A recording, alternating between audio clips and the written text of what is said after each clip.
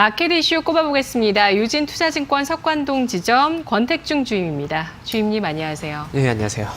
네, 오늘의 이슈는 중국 폐렴 확산에 따른 관련주입니다. 중국 폐렴 확산이 또 모멘텀이 되고 있네요. 네네. 네. 지난주부터 사실은 계속 얘기가 나오고 있죠. 작년부터라고 볼 수도 있는데요.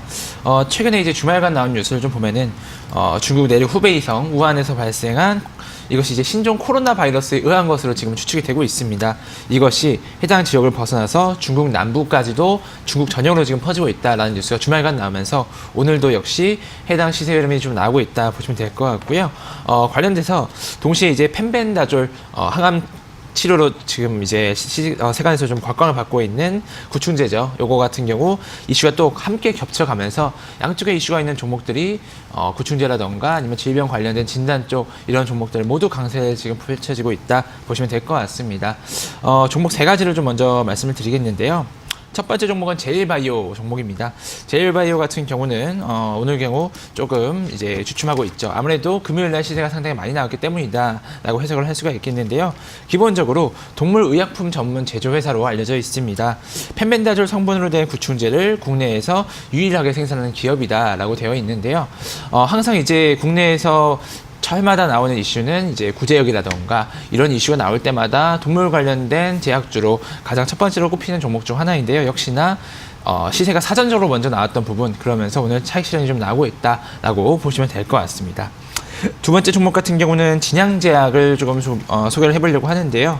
진양제약 같은 경우는요, 과거 이력을 조금 살펴보셔야 되는데 항바이러스제인 리바비린 건조시럽제 특허를 출연한 바가 있습니다. 이제 2015년 당시 기사들을 쭉 보시면 되는데 그 당시에 가장 이제 국내 외에서도 유명했던 게 사스죠. 사스가 출몰했을 때 당시에 동남아 쪽으로 해당 이제 의약품들을 수출했던 이력이 있는 회사입니다. 사스 쪽 관련돼서 이런 메르스 관련된 쪽까지 계속적으로 이런 특이 감기성 신규 질병들이 나올 때마다 항상 언급되는 기업 중 하나인데요. 역시나 오늘도 시세가 분출되고 있습니다.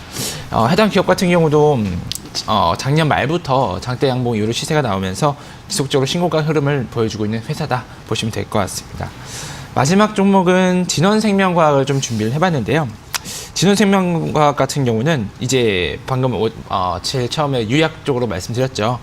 지금 중국에서 발생되고 있는 이런 폐렴들, 원인 불명의 폐렴들이 지금 코로나 바이러스로 이런 것이 아니냐라고 추측이 나오고 있는 상황인데, 국내 기업들 중에서는 거의 뭐 유일하게 코로나 바이러스 관련돼서 연구 임상을 진행하고 있는 기업 중 하나입니다. 여기 보시면은 메르스라는 질병이 있는데 여기도 코로나 바이러스에 관련돼서 발생하는 질병이다라고 알려져 있거든요. 요거를 준비하면서 그 과거부터 2015년부터 미국 FDA 임상 그리고 국내 임상까지 계속적으로 코로나 바이러스 관련된 임상을 실제로 진행하고 있는 회사이기 때문에 오늘 주가 같은 경우를 보면은 바닥에서 지금 20% 올라오고 있는데 상당히 지금 대장주로서의 입지를 올리고 있는 상황이다 보시면 될 것 같습니다. 네, 이 가운데서 최선호주 어떤 종목 선택하시겠어요?